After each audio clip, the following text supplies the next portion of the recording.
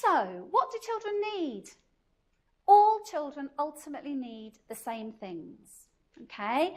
And that's part of the message, I think, of today, is that children are children, regardless of whether they're boys or girls. All children need to develop across these kind of domains. So they need to develop physically, both in terms of their big muscle skills and their dexterity.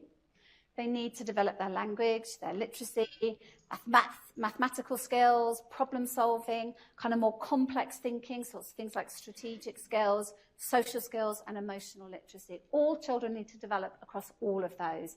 My particular aim as a parent is to try and produce a child who is rounded and has all the skills they need to be a successful adult. That's what I'm kind of trying to do. And in order to do that, they've got to do some work in all of those different areas. One of the problems is we know that children don't work on all of those areas, and that whether they're a boy or a girl makes a lot of difference. So if you look in a playground, one of the things we know about how children play together, so at all levels of school, it's through to secondary school as well as primary school, boys will tend to play in big groups.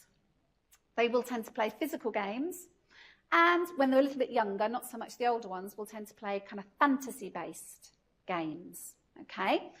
So in that, they're working on their social skills in their big group. They're often working on their physical development, and they might be working on some problem solving or complex, thinking skills as well in there. Whereas girls tend to play together in small groups. They tend to be either standing or sitting. They tend to be talking. And their interactions, so they're talking a lot, and their interactions contain a lot of emotional self-disclosure. So they talk about themselves a lot and about each other. So they're working on a different set of skills. So they'll be working on their emotional skills, their social skills, and their language skills a lot more. Which we can't dictate how children play. I'm not suggesting you march into the playground and start, making the girls play in a different way. It's not going to work. But as a parent, what we then need to think about is, okay, so in her playground experience, if my daughter isn't actually doing much running around, so she isn't getting much physical kind of play, where in the other bits of her life is she getting that?